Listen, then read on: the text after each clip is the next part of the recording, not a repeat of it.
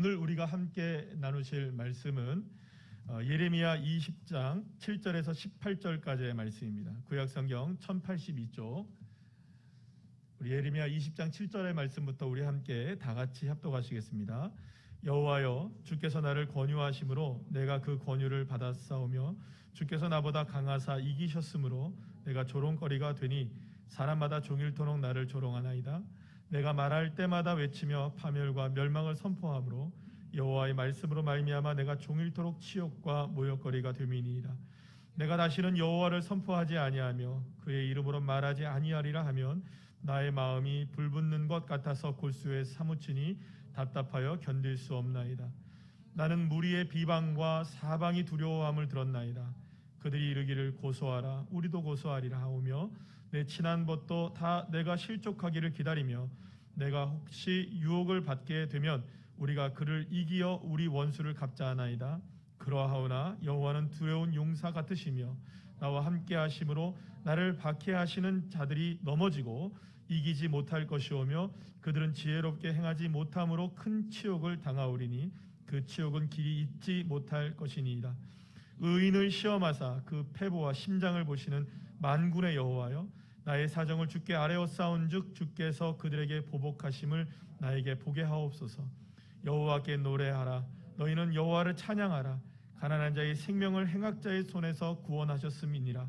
내 생일이 저주를 받았다면, 나의 어머니가 나를 낳던 날이 복이 없었다면, 나의 아버지에게 소식을 전하여 이르기를 당신이 득남하였다 하여 아버지를 즐겁게 하던 자가 저주를 받았다면, 그 사람은 여호와께서 무너뜨리시고 후회하지 아니하신 성읍같이 되었다면, 그가 아침에는 부르짖는 소리, 낮에는 떠드는 소리를 듣게 하였다면 좋을 뻔하였나니, 이는 그가 나를 태에서 죽이지 아니하셨으며 나의 어머니를 내 무덤이 되지 않게 하셨으며 그의 배가 부른 채로 항상 잊지 않게 하신 까닭이로다.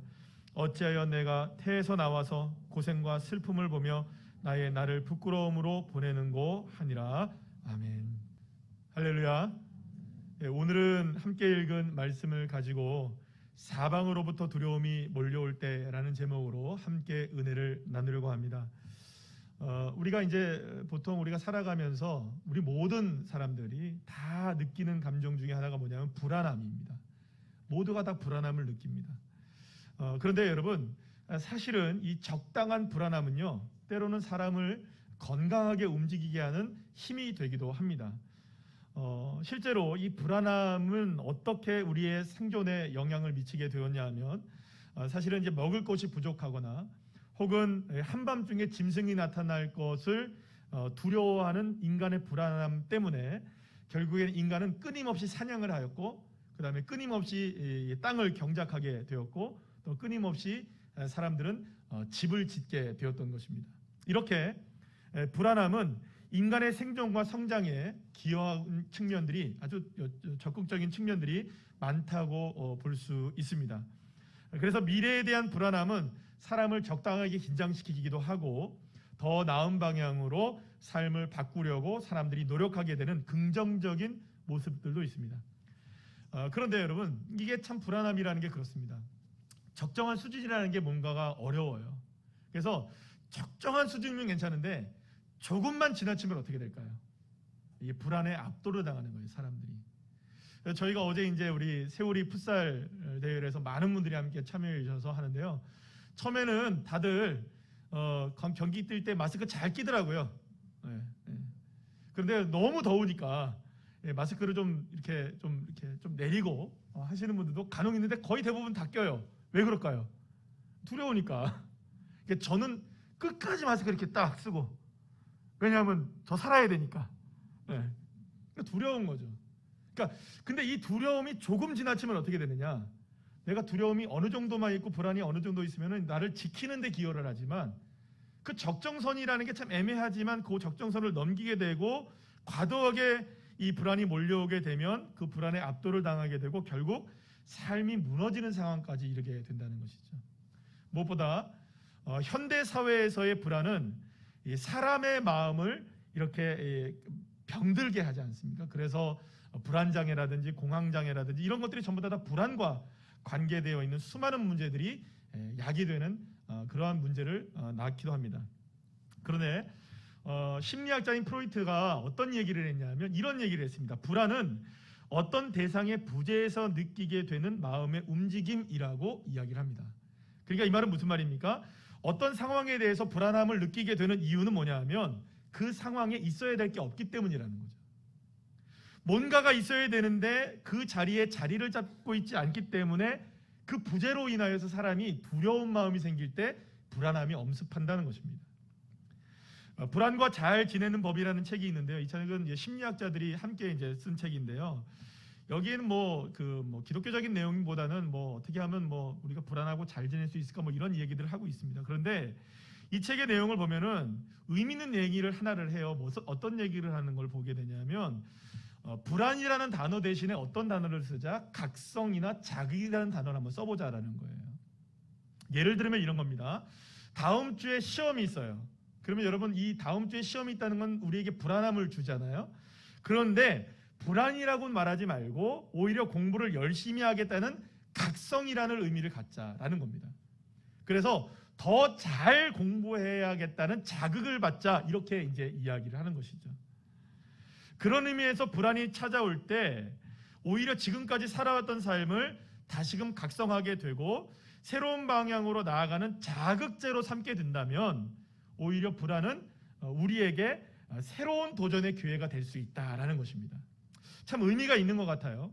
자, 그렇다면 여러분 우리가 어떻게 불안함을 극복할 수 있게 되는 것일까요? 그것은 불안함이 몰려오게 될 때 프로이트가 얘기한 것처럼 내 속에 무엇인가가 자리를 잡지 않고 있기 때문에 불안함이 몰려오는 거기 때문에 그것에 대한 각성이 있으면 된다는 겁니다. 그리고 그 빈 곳에 내가 무엇인가를 채워 넣어야겠다는 자극만 일어나면 된다는 거예요. 자, 이 부분을 저와 여러분의 같은 그리스도인들에게 한번 적용을 한번 시켜보도록 하죠. 사실 그리스도인이라고 불안하지 않은 건 아닙니다. 이 세상 모든 사람들이 다 불안해 삽니다. 그러나 오히려 저는 그렇게 생각합니다. 그리스도인이기 때문에 더 불안을 잘 극복할 수 있고 이길 수도 있는 것입니다. 왜냐하면 불안이 몰려올 때 우리에게 두려움이 몰려오는 그 시간에 내 마음속에 빈 것이 생긴 거구나. 그러면 여러분 거기에 대한 각성이 생기면 되는 거잖아요. 내 마음이 무엇인가 비어있구나. 자극을 받으면 되는 거잖아요. 그러면 무엇에 대한 자극, 무엇에 대한 각성일까요? 내 안에 무엇이 비어있다. 함께 하시고 계셔야 할 예수님이 내 마음에 비어있구나.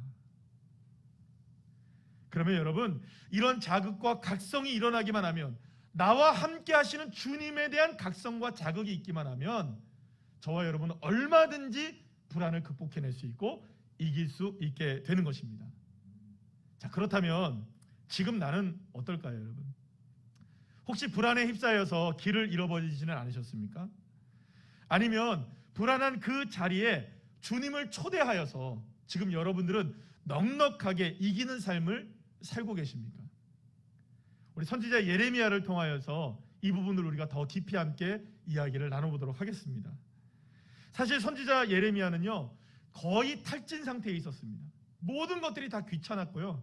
더 이상 선지자의 사명도 감당하기가 쉽지 않은 상태로 너무나 힘들어진 상태였습니다. 그때 하나님은 예레미야에게 흰놈의 골짜기에 가서 항아리를 하나 들고 가서 하나님의 말씀을 선포하라고 말합니다. 따라합시다. 흰놈의 골짜기. 그놈의 골짜기 이런 거 아닙니다. 흰놈의 골짜기라는 골짜기인데 원래 이게 도벳이라는 이름으로도 불려지기도 했는데요. 여기는 어디냐면 예루살렘 성전의 남쪽 문인 하시드 문이라는 곳을 지나면 나오는 곳인데 이곳은 오래전부터 예루살렘의 쓰레기장으로 쓰임을 받았던 곳이었습니다. 그런데 그곳에서는 아주 은밀하게 진행되고 있었던 일들이 있었어요. 물론 이게 은밀하다고 해서 사람들이 모르는 일이 아니었어요. 많은 사람들이 알고 있었는데 쉬쉬하는 겁니다. 절대로 이렇게 끄집어내지 않는 조용하고 은밀하게 모든 사람들은 알고 있지만 은밀하게 진행된 일이 있었어요. 그게 뭐냐? 바로 그 쓰레기 더미 안에 바알의 산당과 몰록의 산당을 지어놓고 절대로 하지 말아야 될 일을 하고 있었던 거예요. 그게 뭐냐? 인신 제사를 지내고 있었던 겁니다. 예레미야 19장 5절 말씀 우리 다 같이 한번 읽어볼까요? 시작. 또 그들이 바알을 위하여 산당을 건축하고 자기 아들들을 바알에게 번제로 불살라 드렸나니 이는 내가 명령하거나 말하거나 뜻한 바가 아니니라. 하나님은 예레미야를 흰놈의 골짜기에 딱 세우셔서 그 쓰레기 더미 안에서 은밀하게 진행되고 있었던 우상 숭배 중에 가장 악질적인 우상 숭배, 그러니까 이보다 더 악질적인 우상 숭배가 없는 거예요. 그게 뭐냐? 인신제사. 자신의 아들을 제물로 바쳐서 누가 잘 되려고, 그럼 내가 잘 되려고, 내가 형통하게 잘 되려고 누구를 희생시키는 겁니까? 내 아들을 제물로 바치는 거예요. 그럼 이게 말이 됩니까, 여러분? 이런 일들이 백주대낮에 하나님을 믿는 이스라엘, 그것도 성전이 있는 예루살렘에서 진행되고 있었는데 아주 은밀하게 쓰레기 더미에 있으니까 잘 모르는 거예요. 그 쓰레기 하치장에서 이런 일들이 벌어지고 있었다는 것이죠. 그것을 하나님이 드러내셨던 겁니다. 하나님은 쓰레기보다 못한 이스라엘의 치부와 극심한 타락을 만천하에 드러내셨던 것이죠. 예레미야는 토기장이의 집에서 사왔던 이 항아리를 깨뜨리며 이제 이스라엘이 이런 죄악 가운데 있기 때문에 더 이상 이스라엘은 소망이 없다, 이 항아리처럼 깨지고 산산조각이 날 것이라는 사실을 선포하게 됩니다. 그뿐이 아니었습니다. 다시금 예루살렘으로 돌아온 예레미야는 성 안으로 들어가서 성전뜰에 들어가서 다음과 같이 하나님의 말씀을 선포하게 되는데요. 19장 15절 말씀 우리 다 같이 한번 읽어보겠습니다. 시작. 만군의 여호와 이스라엘의 하나님께서 이와 같이 말씀하시되 보라, 내가 이 성읍에 대하여 선언한 모든 재앙을 이 성읍과 그 모든 촌락에 내리리니 이는 그들의 목을 곧게 하여 내 말을 듣지 아니함이라 하시니라. 예레미야의 선포는 거침이 없었습니다. 그러나 이렇게 예레미야가 거침없이 하나님의 말씀을 선포하고 이스라엘의 죄와 치부를 드러내면 드러낼수록 마음이 불편했던 사람들이 있었던 거예요. 바로 그러한 일들을 묵인하고 또 오히려 선동했던 사람들, 특히 성전을 중심으로 자신의 권력과 기득권을 유지하고 엄청난 부와 혜택을 누리고 살았던 그 사람들은 예레미야의 이런 선포가 싫었던 겁니다. 그 중에 임멜의 아들 제사장 바수훌이라는 사람이 있었습니다. 따라합시다. 바수훌. 이 사람은요, 당시에 예루살렘 성전의 총감독을 맡고 있었던 사람이에요. 제사장이기도 했고요. 그러니까 성전에 관계된 모든 것들을 주관하고 있었던 사람이 누구냐? 이 바수훌이라는 사람이 있었는데요. 자, 그런데 이 바수훌이 하나님의 말씀을 선포하는 이 예레미야를 붙잡아다가 유다 백성들을 불안하게 만들고 또 거짓된 하나님의 말씀을 선포한다고 하면서 잡아다가 때리고 착고에 채우고 또 감금시키고 이런 일들을 하게 되었던 거예요. 더 이상 또 그런 말 하지 말아라, 이렇게 이제 경고를 했던 것이죠. 그리고 다음 날 이 바수울은 예레미야를 석방해 줍니다. 자, 그런데 그래 석방될 때 예레미야가 바수울을 향해서 이렇게 말을 합니다. 20장 33절에서 4절까지의 말씀 우리 다 같이 한번 읽어볼까요? 시작. 예레미야가 그에게 이르되 여호와께서 내 이름을 바수울이라 아니하시고 마골 미사빕이라 하시니라.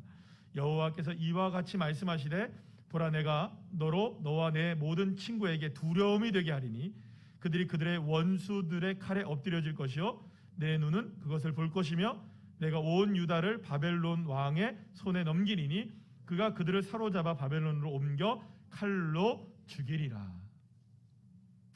하나님은 바수울의 이름을 뭘로 바꿔주셨다고요? 마골 미사빕. 따라합시다. 마골 미사빕.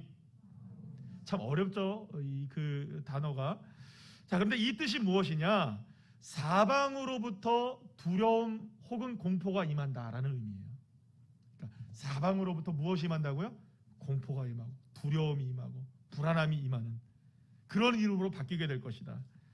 이런 어떤 의미를 갖고 있냐면 바수를 비롯한 모든 이스라엘 백성들에게 사방으로부터 엄청난 공포와 두려움이 임하게 되어서 결국은 멸망하게 될 것이다라는 이야기를 하고 있는 거예요. 그렇다면 여러분, 왜 이 바수울이 마골 미사빕이 되었느냐? 사실은 그 이유가 바술이라는 이름을 통해서 우리가 알게 되는데요. 이 바수훌이라는 의미는 어떤 의미냐면 훌의 아들이라는 의미입니다. 훌의 아들. 그런데 이 훌이 뭐냐 도대체? 이 훌은 이집트 애굽의 신인 호루스라는 신이 있어요. 호루스의 아들이라는 의미를 갖고 있다는 것입니다. 여러분 한번 생각해 보세요. 하나님의 예루살렘의 성전의 총감독자이자 제사장인 사람이, 그 사람의 이름이 뭐냐? 바수울인데 이름의 뜻이 뭐라고요? 애굽의 신 호루스의 아들이라는 거예요. 제가 새벽 예배 때 이 말씀을 전하면서 이렇게 얘기했어요. 제가 아들을 낳는데 목사가 아들을 낳았어요. 그러면 여러분 보통 이렇게 짓겠죠. 뭐 권 사무엘, 권 다니엘 이럴 수 있잖아요, 그죠? 이러면 딱 느껴지죠? 권 요셉, 느껴지죠, 그죠? 그런데 제가 아들의 이름을 줬어요. 그런데 권 부처, 권 마호멧, 이해가 되십니까? 그게 이해가 안 되는 거잖아요.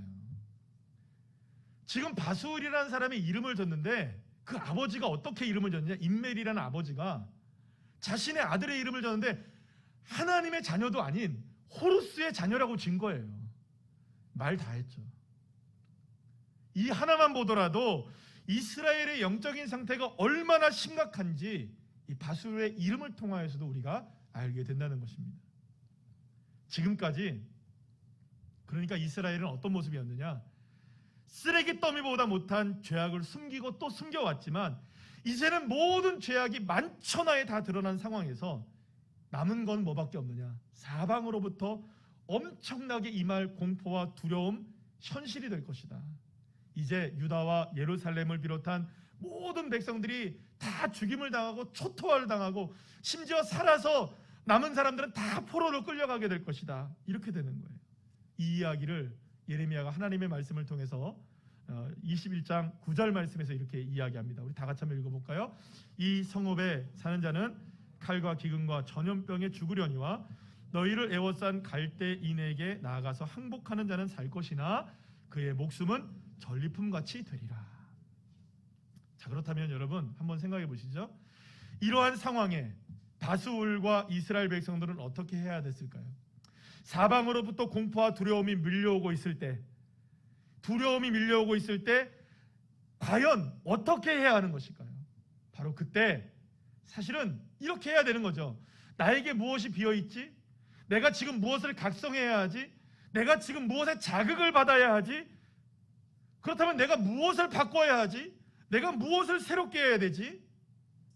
문제를 인식하고 각성하고 자극하여서 나에게 비어져 있는 그분, 그 주님에게 나의 삶을 회개하고 주님께 돌이키며 사는 겁니다. 그렇게 했어야 되는 것이 아니겠습니까? 그러나 바수를 비롯해서 이스라엘 백성들은 전혀 그러지 않았어요. 아니, 정확하게 말하면 사방으로부터 몰려오는 두려움과 공포와 불안을 깨닫지도 못했던 거예요.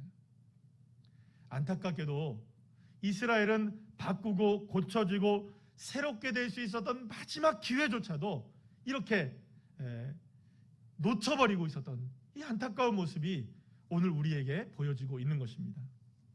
자, 그런데 이상한 일이 벌어집니다. 하나님의 말씀을 선포하며 바수를 향해 마골 미사빕이라고 외쳤던 예레미야가 오히려 수많은 사람들로부터 비난과 조롱과 치욕과 모욕을 당하게 되는 일들이 벌어지게 된 거예요. 자, 오늘 보면 7절에서 8절 말씀 우리 다 같이 한번 읽어볼까요? 쉬운 성경의 말씀입니다. 시작. 저는 하루 종일 놀이개가 되었습니다. 만나는 사람마다 저를 비웃습니다. 저는 말할 때마다 폭력과 멸망을 외쳤습니다. 여호와의 말씀을 백성들에게 전했지만 그 때문에 저는 모욕만 당했습니다. 백성은 하루 종일 저를 비웃습니다. 예레미야는 계속해서 하나님께 이렇게 고백을 합니다. 10절 말씀 쉬운 성경입니다. 시작. 수많은 사람들이 수군거리는 소리를 들었습니다. 사방에 두려움뿐입니다. 예레미야를 고발하자 제 친구들도 모두 제가 실수하기만을 기다립니다. 사랑하는 여러분, 지금 예레미야는 자신이 겪고 있는 상황에 대해서 뭐라고 얘기하느냐?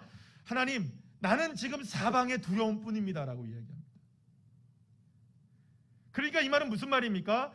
바술의 새 이름이었던 마골 미사빕이 바술의 것이 아니라 오히려 현실 세계에서는 예레미야의 것이 되고 있다는 것을 보여주고 있는 것이죠.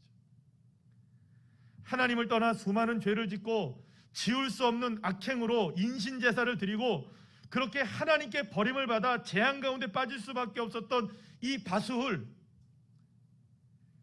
그 사람은 여전히 당당하고 평안하게 지나고 떵떵거리며 살고 문제없이 살아가는데 하나님의 말씀대로 살기 위해 애쓰고 힘썼던 이 예레미야는 오히려 수많은 치욕을 당하고 모욕을 당하면서 사명을 감당하고 있었음에도 불구하고 오히려 예레미야에게 무엇이 당해지게 되었느냐?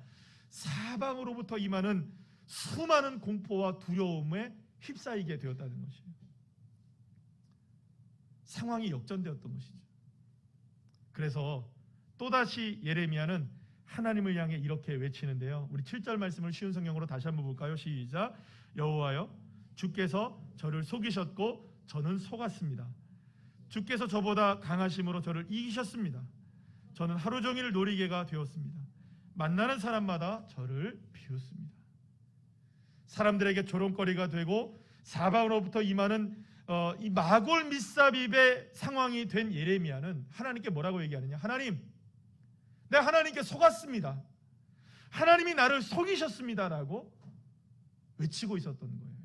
자, 그런데 이러한 외침이 어디선가 많이 들어본 외침이 아닙니까? 예레미야가 언젠가 이 외침을 한 적이 있었다고 여러분들이 생각 들지 않으십니까? 우리가 얼마 전에 살펴본 내용이에요. 예레미야 15장 18절 말씀인데요. 세번역 성경의 말씀을 함께 읽어보겠습니다. 시작. 어찌하여 저의 고통은 그치지 않습니까? 어찌하여 저의 상처는 낫지 않습니까? 주님께서는 흐르다가도 마르고 마르다가도 오르는 여름철의 시냇물처럼 도무지 믿을 수 없는 분이 되셨습니다.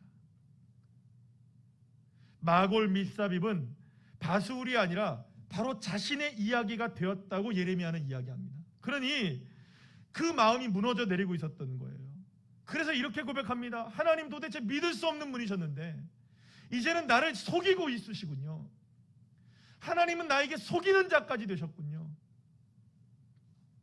그렇게 예레미야는 삶이 무너져 내리고 있었던 거예요. 그런데 예레미야는 또 이렇게 고백을 합니다. 오늘 보면 9절 말씀 다 같이 읽어볼까요? 시작.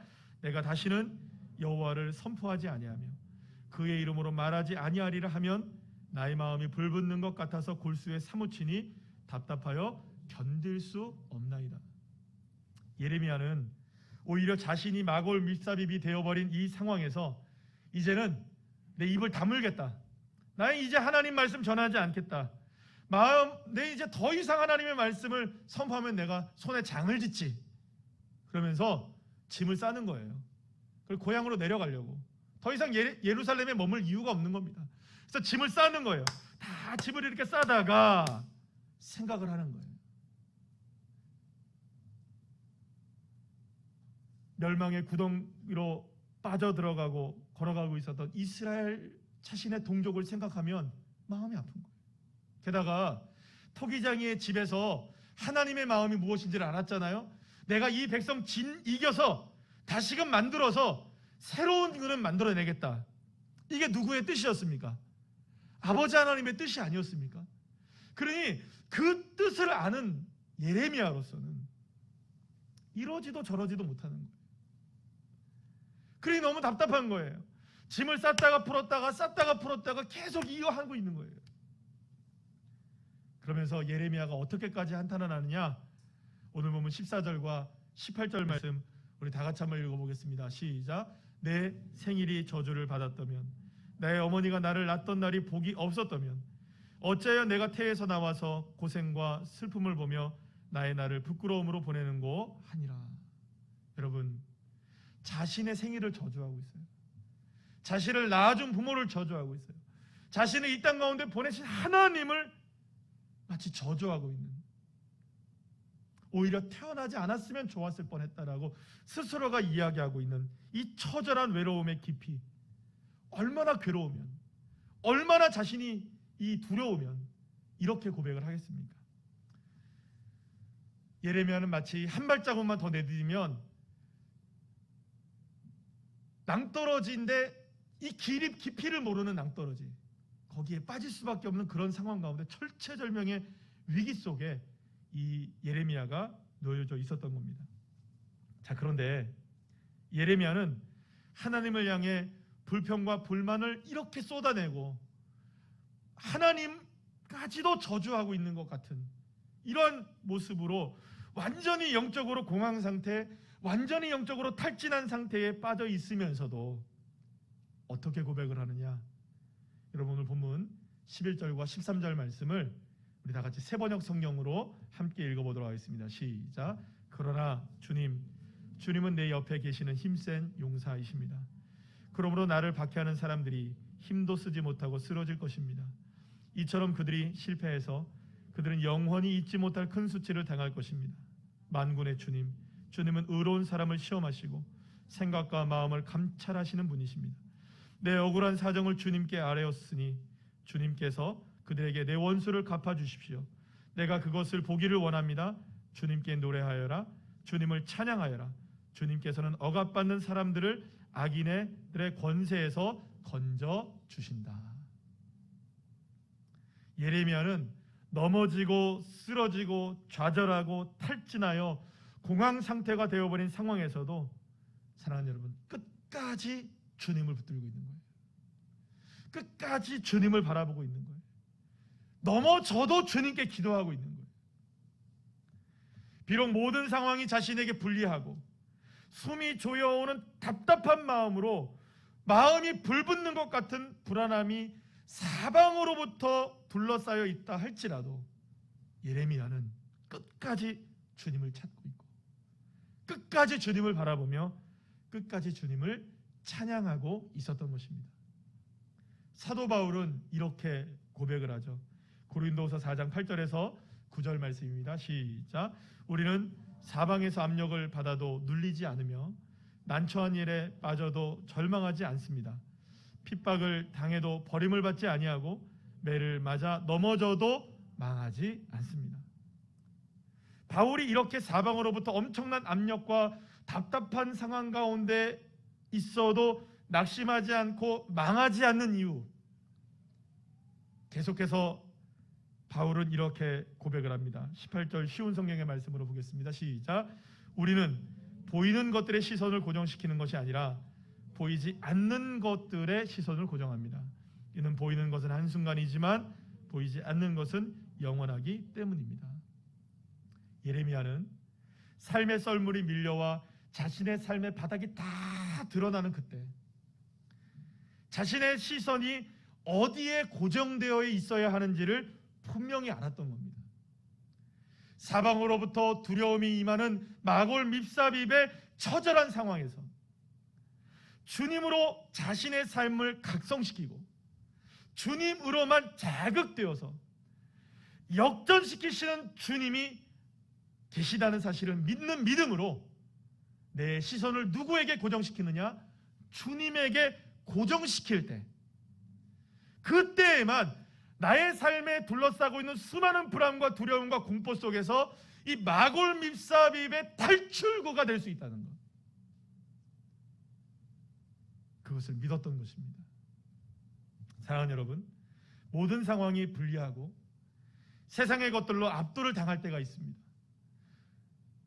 사방으로부터 두려움이 우리에게 몰려올 때가 있습니다. 마골 밉삽입이 다른 사람의 이야기가 아니라 내 이야기가 될 때가 있습니다. 그러나 그 순간 기억하셔야 됩니다. 나를 여전히 붙들고 계시고 나의 삶에 역전을 준비하고 계시는 그 주님, 그 주님에게 시선을 고정시키고 그 주님을 내 마음에 다시금 초대하여 내 삶의 빈 자리에 주님을 각성하여 채우고 주님으로만 자극되어서 다시금 주님을 바라보며 기도하며 찬양하며 나간다면 바로 그 사람이야말로 히브리서 11장에서 말씀하고 있는, 따라합시다, 세상이 감당하지 못하는 사람, 할렐루야. 세상이 감당하지 못하는 믿음의 사람으로 세워지게 되는 것입니다. 사랑하는 여러분, 오늘날 우리에게 다가온 이 마골 밉사비의 이 두려운 상황을 뚫고 나갈 수 있는 출구는 딱 하나입니다. 주님에게 시선을 고정하십시오. 나에게 인생의 역전을 준비하시는 그 하나님, 그 하나님으로 인하여 온전하게 승리하셔서 진정한 믿음의 자녀들로 온전하게 세워지는 저와 여러분, 우리 성도님들 한 분 한 분들 다 되시기를 간절히 축원합니다.